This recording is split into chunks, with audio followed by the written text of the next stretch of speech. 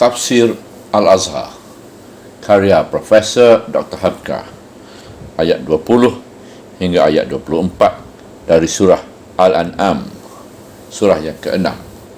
Bismillahirrahmanirrahim. Alladzina atainahumul kitaba ya'rifunahu kama ya'rifuna abna'ahum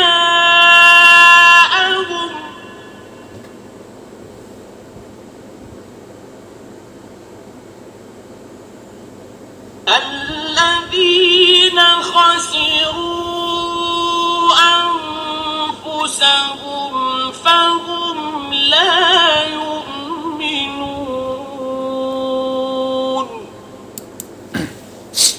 Ayat 20. Orang-orang yang telah kami berikan kitab kepada mereka telah mengenalnya sebagai mereka mengenal anak-anak mereka sendiri. Mereka itu telah merugikan diri mereka sendiri, maka bukanlah mereka itu orang-orang yang beriman.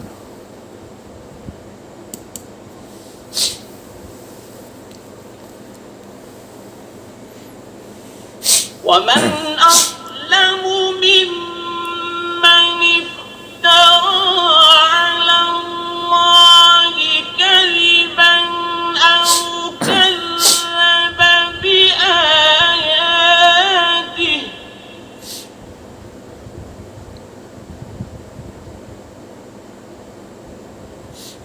إِنَّهُ لَا يُفْلِحُ الظَّالِمُونَ. Ayat 21. Dan siapakah yang lebih zalim daripada orang-orang yang membuat-buat dusta atas nama Allah atau mendustakan ayat-ayatnya? Sesungguhnya tidaklah akan berbahagia orang-orang yang zalim.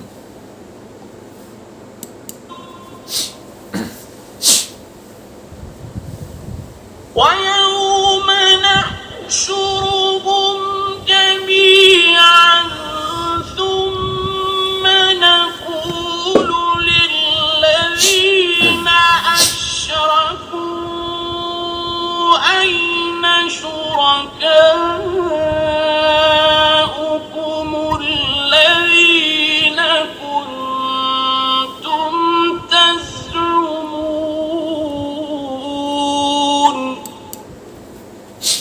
Ayat 23. Dan ingatlah hari yang akan kami kumpulkan mereka itu semua. Kemudian itu akan kami tanyakan kepada orang-orang yang telah mempersekutukan itu, mana dia sekutu-sekutu kamu itu yang kamu menganggapnya.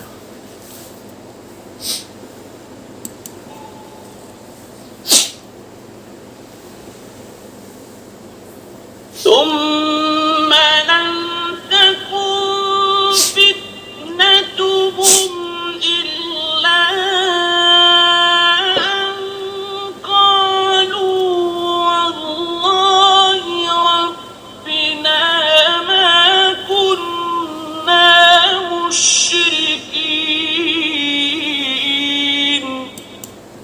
Ayat 23. Kemudian itu tidaklah ada fitnah mereka, melainkan mereka berkata, demi Allah, Tuhan kami, bukanlah kami ini orang-orang yang musyrik.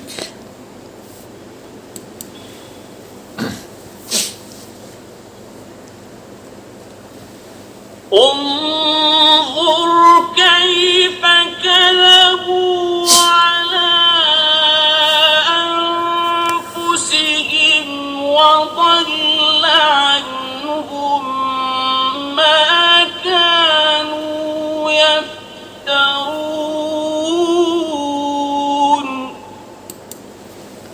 Ayat 24.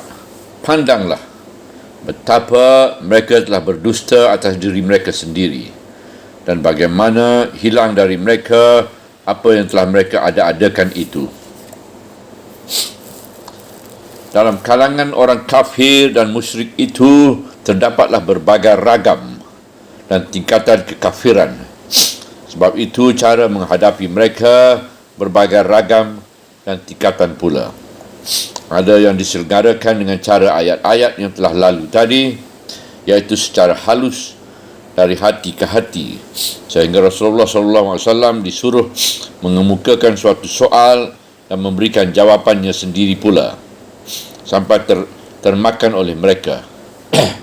Setelah begitu, terdapat pula golongan yang harus diperingatkan dengan cara yang lebih keras, sebab mereka pun bersikap kepala batu. Maka teguran-teguran, tantangan dengan cara yang kedua ini pun terdapatlah pada ayat-ayat yang selanjutnya ini. Orang-orang yang telah kami berikan kitab kepada mereka telah mengenalkannya, sebagai mereka mengenal anak-anak mereka sendiri. Mereka itu telah merugikan diri mereka sendiri. Pangkal ayat 20. Sebagaimana telah kita ketahui, surah ini diturunkan di Mekah. Tetapi di ayat ini tersebut lagi tentang orang-orang yang keturunan kitab, dan mereka khususnya orang Yahudi terlebih banyak tinggal di Madinah. Maka terdapatlah riwayat bahawa pemuka-pemuka Quraisy mengirim utusan ke Madinah sebelum Rasulullah SAW berhijrah, pergi bertanya kepada pemuka-pemuka Yahudi, apa benarkah ada terdapat di dalam kitab suci mereka bahawa akan datang Nabi akhir zaman itu. Sebab di zaman jahiliah, orang-orang penyembah berhala itu tak mengetahui bahawa ahli kitab itu lebih banyak pengetahuan. Tidaklah jelas apakah tujuan utusan-utusan itu bertemu dengan pemuka-pemuka Yahudi itu atau tidak. Cuma setelah mereka kembali ke Mekah, utusan itu memberitahu kepada pengutusnya bahawa menurut keterangan ahli-ahli kitab, tidaklah ada tersebut kedatangan Muhammad itu dalam Taurat mereka. Kata-kata yang palsu inilah yang dibantah dengan ayat ini, iaitu bahawasanya kedatangan Muhammad itu memang telah dinubuatkan di dalam Taurat. Bahkan telah mereka kenal tanda-tandanya sebagai mereka mengenal anak-anak mereka sendiri. Tetapi baik ahli kitab yang mendustakan kenyataan itu ataupun kaum musyrikin tidaklah mahu mengakui kerasulan Muhammad SAW. Sebab itu mereka telah merugikan diri sendiri.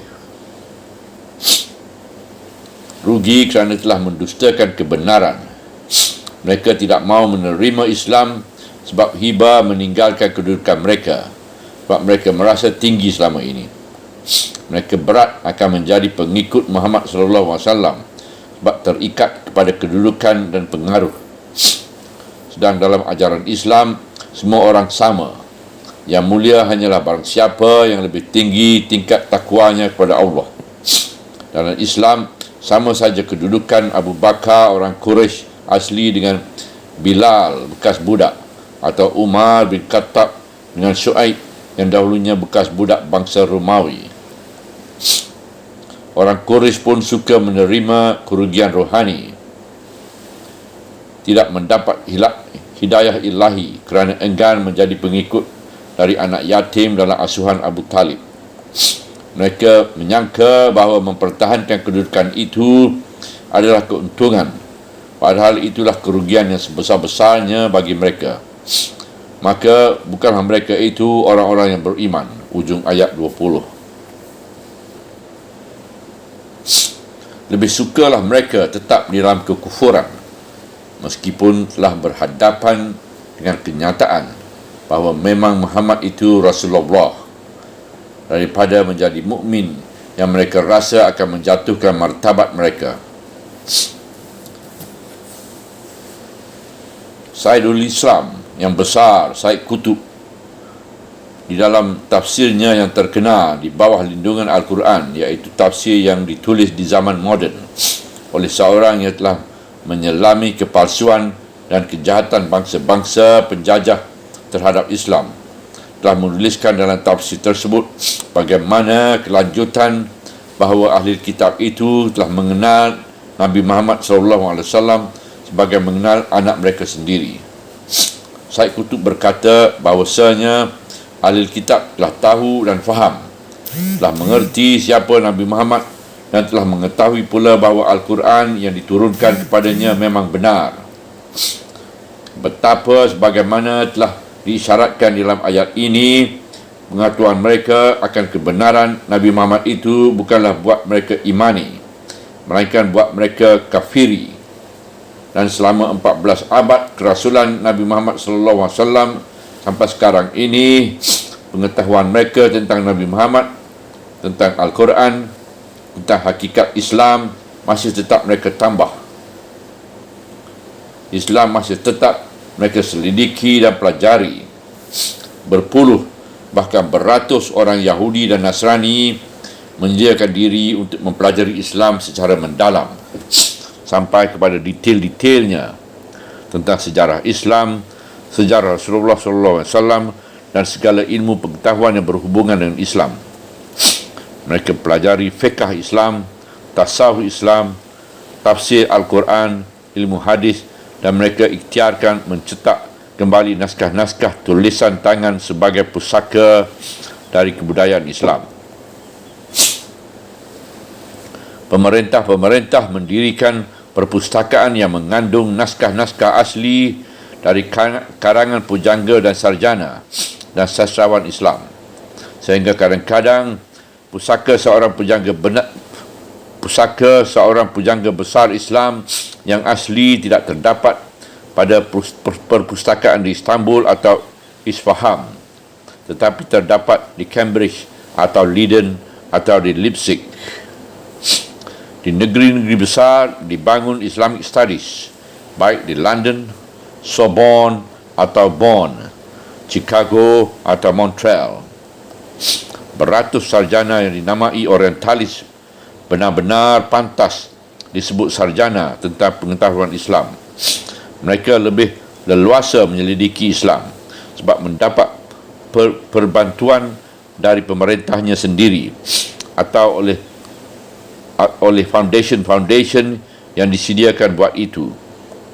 Benar-benar mereka mengetahui Islam, mengetahui Nabi Muhammad SAW dan kitab suci yang beliau bawa, sebagai mengetahui anak mereka sendiri. Tetapi pengetahuan mereka yang luas itu bukanlah mereka gunakan untuk mengetahui kebenaran Islam supaya mereka peluk, melainkan mereka mengetahui Islam kerana hendak mencari segi kelemahannya. Kadang-kadang secara terlanjur ataupun secara sengaja mereka puji beberapa kelebihan Islam, namun dalam pujian itu tersembunyi racun.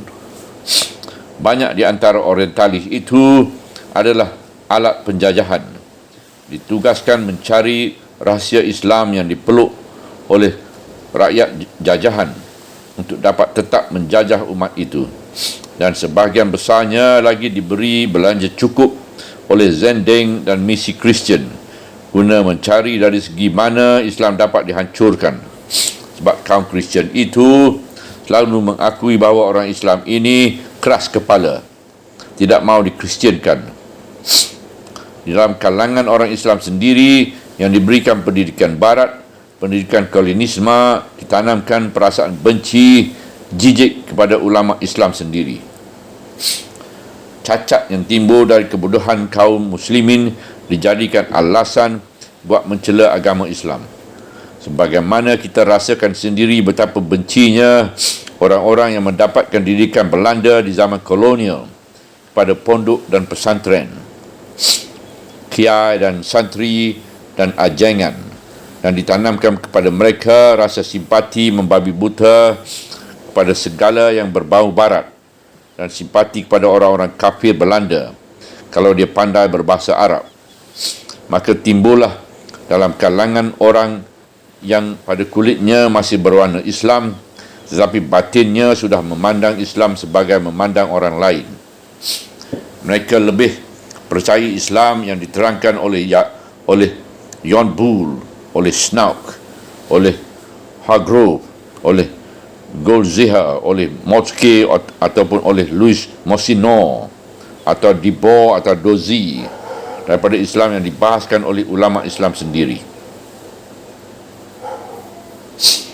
Dari para orientalis inilah keluar beberapa keterangan yang mereka sebut ilmiah tetapi pemalsuan Islam. Misalnya bahawa Islam disiarkan dengan pedang. Islam mewajibkan poligami. Umat Islam tidak akan maju selama mereka masih berpegang kokoh pada ajaran-ajaran agamanya. Bahawasanya ilmu fiqh Islam tidak asli, melainkan caplukan saja dari fiqh Romawi. Tasawuf Islam bukan asli dari Islam, melainkan diambil dari Kristian. Kata yang setengah dari Hindu, kata yang lain dari Buddha, kata yang lain pula. Dan pendeknya, tasawuf Islam diambil dari segala macam agama kecuali dari Islam. Dan ini semuanya adalah ilmiah, mesti diterima dan ditelan saja, sebab yang mengatakannya ialah orientalis barat. Barang siapa yang membantah, meskipun secara ilmiah pula, dengan cepat dituduh fanatik. Keluarlah ajaran bahawasanya filsafat Islam tidak ada. Yang ada hanya filsafat Yunani yang ditelan oleh orang Islam, lalu ditambah di sana dan di sini. Sebab orang Arab sebagai bangsa Semite tidak sanggup berfilsafah. Orang Arab sebagai bangsa Semite tidak sanggup berfikir mendalam. Mereka hanya meniru. Lalu diputar pula lah plat ini oleh sarjana pengekor yang mengukur ulangkan sabda dari gurunya dengan tidak sanggup menimbang sendiri, kerana pengetahuannya tentang Islam itu sendiri tidak ada. Keluarlah ajaran dari orientalis itu juga bahawasanya agama Islam yang masuk ke Indonesia ini tidak asli dari Arab, tetapi sudah campur aduk dengan filsafah Hindu. Atau bahawa orang Indonesia sebelum memeluk Islam sudah mencapai kebudayaan yang tinggi. Sesudah Islam masuk kemari, maka mundurlah itu dan baru maju kembali setelah datang bimbingan Belanda. Keluarlah teori asal bangsa. Orang Turki meskipun telah Islam, tetapi mereka berasal dari bangsa Mongol. Mereka bukan Arab. Orang Mesir meskipun telah Islam, tetapi mereka adalah pemeluk kebudayaan Fir'aun. Orang Persia lebih tinggi dari Arab, sebab mereka keturunan bangsa Aryan. Pendeknya, tiap-tiap bangsa yang telah dipersatukan oleh Islam menjadi satu umat, dipecah belahkan dengan ilmiah orientalis yang mengetahui agama Islam dan Nabi Muhammad sebagai mengetahui anaknya sendiri, menjadi bangsa yang berkeping-keping, berpecah belah. Setelah semuanya pecah belah, barulah berkompromi di antara Nasrani dengan Yahudi, atau politik Zionisme dengan politik Pengkristenan, mencapluk tanah suci kaum muslimin, iaitu bumi Palestina.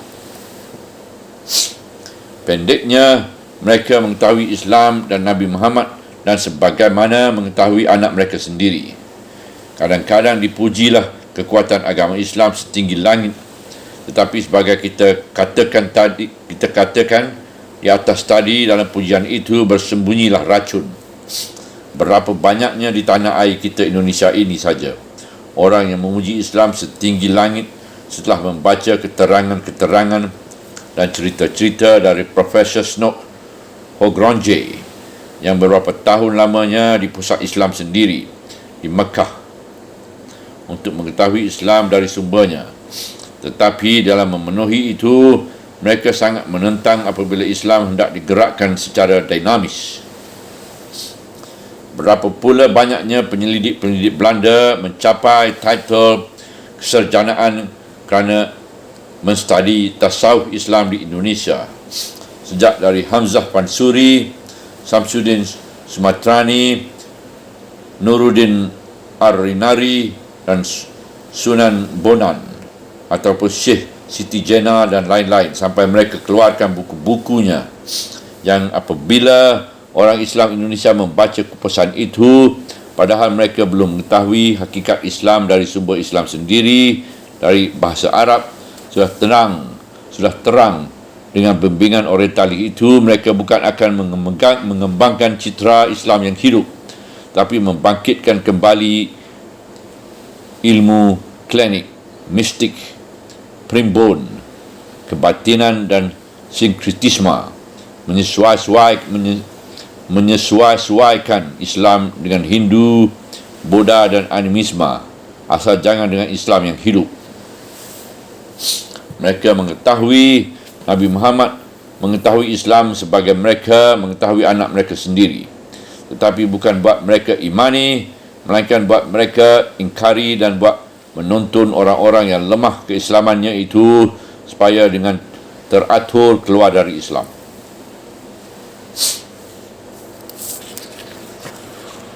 Orang-orang yang zalim. Dan siapakah yang lebih zalim daripada orang-orang yang membuat dusta atas nama Allah? Pangkal ayat 21. Tidak ada lagi kezaliman yang lebih melebihi itu, iaitu tetap mempertahankan kekufuran padahal kebenaran telah datang. Mereka masih saja mempertahankan kekufuran padahal kekufuran itu bersandar pada membuat dusta atas nama Allah, membangsakan kepada Allah, membangsakan pada Allah hal-hal yang tidak. Di antaranya ialah menyembah berhala dan mengatakan bahawa berhala itu adalah anak perempuan Allah, atau kedustaan yang lain yang mengatakan bahawa berhala-berhala itulah yang akan menyampaikan segala permohonan mereka kepada Allah, dan berhala-berhala itu pula yang akan memberikan pembelaan kepada mereka di akhirat. Atau ahli kitab yang menambah-nambah agama mereka sendiri dengan berbagai upacara sehingga hilang keasliannya. Nescaya anyayalah namanya segala perbuatan itu, sebab mengerjakan perbuatan yang tidak ada pokok asalnya. Sesungguhnya tidaklah akan berbahagia orang-orang yang zalim. Hujung ayat 21. Pada ayat 20 telah diterangkan bahawa orang-orang ini telah merugikan diri sendiri sebab telah keluar dari garis jalan yang benar. Mereka telah aniayai sendiri. Salah dari pangkal, nescaya salah sampai ke ujung. Sebab itu tidaklah mereka akan menang. Percumalah usaha mereka mempertahankan kedudukan dan kemewahan, sebab perjuangan mereka adalah di pihak yang kalah. Kekalahan akan menimpa mereka, sebab jalan yang dipilih adalah jalan yang salah. Mereka mengambil selain Allah jadi Tuhan, padahal tidak ada Tuhan selain Allah. Di saat mana pun yang selain Allah itu tidak dapat membantu mereka. Dan ingatlah hari yang akan kami kumpulkan mereka itu semua. Kemudian itu akan kami tanyakan kepada orang-orang yang telah mempersekutukan itu, mana dia sekutu-sekutu kamu itu yang kamu menganggapnya. Ayat 22. Hari kiamat akan datang. Semua makhluk akan dihadapkan ke hadapan Allah. Dosa dan pahala akan diperhitungkan. Sedang yang berkuasa di hari itu hanyalah Allah saja. Mereka akan diperiksai dan akan didakwa. Orang-orang yang mereka sembah atau yang mereka berhalakan, tidak seorang jua yang muncul buat membantu. Kalau mereka ada, mereka sendiri pun akan dihisap dengan hamba Allah yang sama. Mereka tidak lebih dari makhluk biasa. Yang dituhankan sama hinanya dengan yang menuhankan. Ketika itu akan ditanyalah kepada orang-orang yang mempersekutukan Tuhan itu, mana sekutu-sekutu kamu itu? Kemana mereka akan dicari padahal terang mereka tidak ada atau tidak bererti apa-apa. Mereka tidak berkuasa dan tidak berdaya buat menolong. Dikala di dunia mereka itu dianggap Allah, disembah, dipuja, dihantari saji-sajian. Sekarang ternyata mereka tidak ada yang muncul, kerana memang sama sekali itu tidak ada. Dia ada ketika di dunia hanyalah kerana diadakan oleh orang-orang yang menyembah-nyembahnya. Dia hanya kayu atau batu, atau seorang manusia yang datang dihadapkan ke hadapan mahkamah ilahi diminta dipertanggungjawabkan. Kemudian itu tidaklah ada fitnah mereka, melainkan mereka berkata, demi Allah, Tuhan kami, bukanlah kami ini orang-orang yang musyrik. Ayat 23. Artinya setelah diberi keterangan bahawa segala perbuatan mereka itu adalah syirik, mereka cubalah mengelakkan diri, membuat satu jawapan yang mempersulitkan diri mereka sendiri. Sebab itu dinamai fitnah. Mereka mengatakan bahawa mereka bukanlah musyrik, Allah tetap satu. Tapi kerana Allah yang satu itu terlalu tinggi, tidaklah sembarang orang yang dapat mendekatinya. Lalu kalau tidak memakai perantaraan. Sebab itu mereka bela diri dan berkata bahawa mereka memuja yang lain itu bukanlah kerana mempersekutukan yang lain itu dengan Allah, melainkan kerana hendak memelihara kemuliaan Allah belaka. Jawapan ini adalah fitnah, sebab dia mempersulitkan diri mereka sendiri. Sebab kalau mereka telah mengatakan Allah itu terlalu tinggi buat mereka dapat mencapainya dengan langsung sehingga perlu perantaraan, nyatalah bahawa mereka sendiri yang telah mengadakan dinding di antara diri mereka dengan Allah, iaitu dinding yang mereka buat sendiri. Maka dibukalah betapa kacaunya jawapan mereka itu.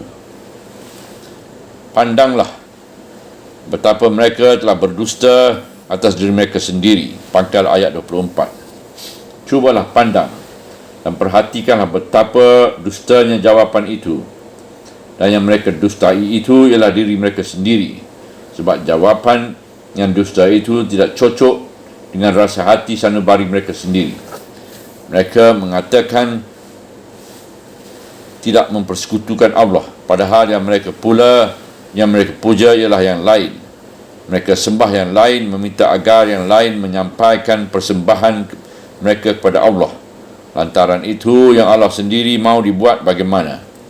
Adakah sudah terang dalam pertimbangan akalmu yang cerdas bahawa berhala yang tidak bernyawa itu setelah menerima persembahanmu lalu pergi kepada Allah, mengantarkannya dan melaporkan bahawa si Anu berkirim sembah kepadamu, padahal Allah itu lebih dekat kepadamu daripada berhala itu sendiri. Dan pandang pula lah dan bagaimana hilang dari mereka apa yang telah mereka ada-adakan itu. Hujung ayat 24. Artinya, kalau diajak bertukar fikiran yang baik, mulanya mereka berdusta mempertahankan kebiasaan yang telah diterima dari nenek moyang itu. Tanda hati kecil mereka sendiri pun mengakui bahawa musyrik itu memang salah. Itu didesak lagi, tetapi kalau didesak lagi, mereka akan bertambah tersudut, tidak dapat mengelak lagi. Pengaruh dari berhala dan pujian-pujian yang lain tadi dan pujaan-pujaan yang lain tadi hilang dengan sendirinya. Tetapi kerana kekerasan hati mereka mempertahankan yang salah dan hati kecil mereka memang tidak mengakui kesalahannya, selalu jugalah mereka berdusta. Kami bukan musyrik, tetapi berhala itu mereka sembah juga. Maka mereka pertahankan perkara itu yang tidak boleh dipikirkan dan murkalah mereka jika mendengar apa kata orang lain yang akan membuka fikiran yang akan menggoncangkan pegangan mereka yang goyah itu.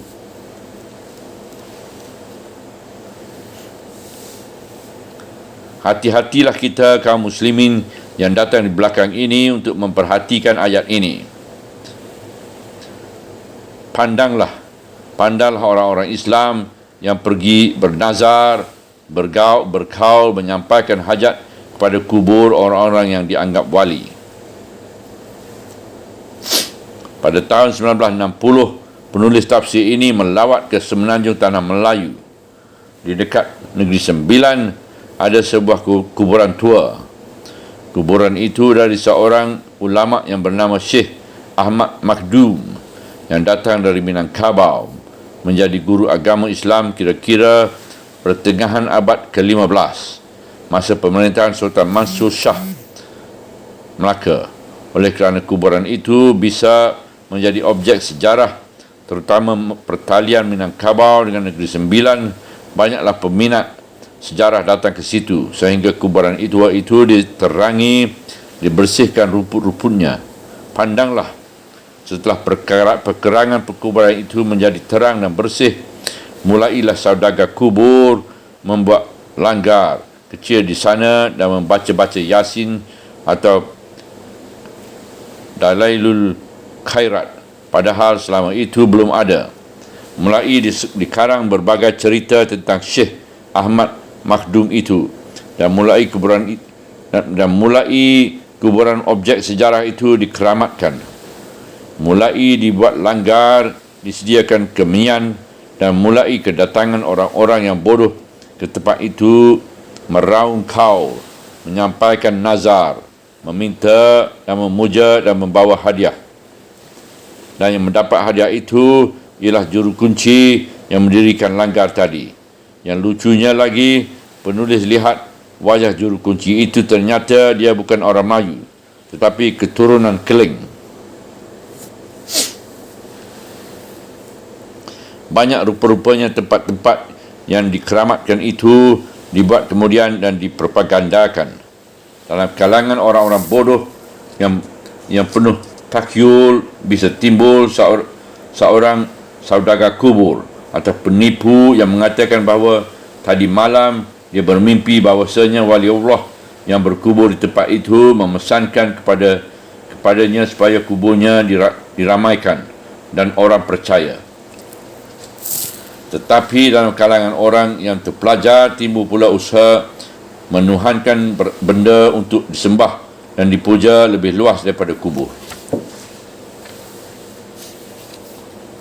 Orang Rusia yang menyingkirkan sama sekali kepercayaan kepada agama dan Tuhan terpaksa mempercayai Marx, Lenin dan Stalin lebih daripada yang beragama mempercayai Tuhan. Mereka adakan patung persembahan di tanah lapang merah di Moskow, tempat dibaringkan tubuh Lenin yang telah dibalsam. Orang komunis dari seluruh dunia datang berziarah dengan kusyuknya kepada makam itu.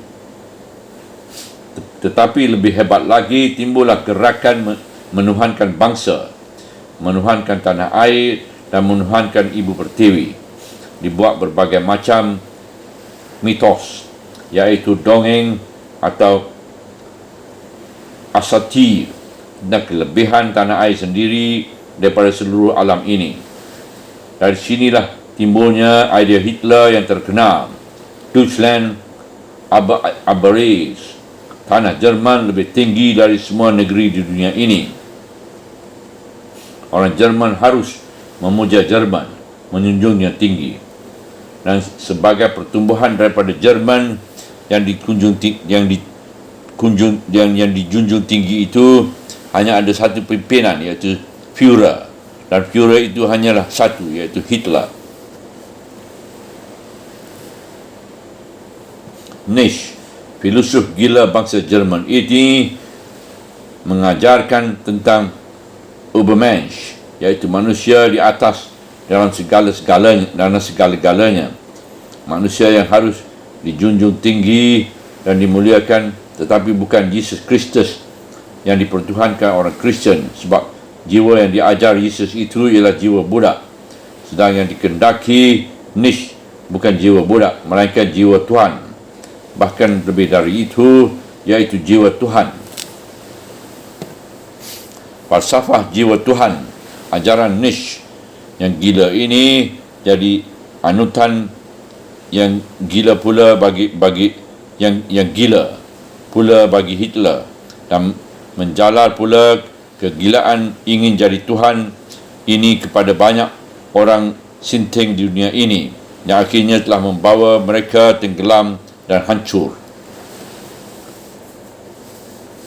Umat manusia yang tidak ada pegangan tauhid dalam dadanya biasa saja turut tenggelam dan hancur di bawah gelombang keangkuhan manusia itu.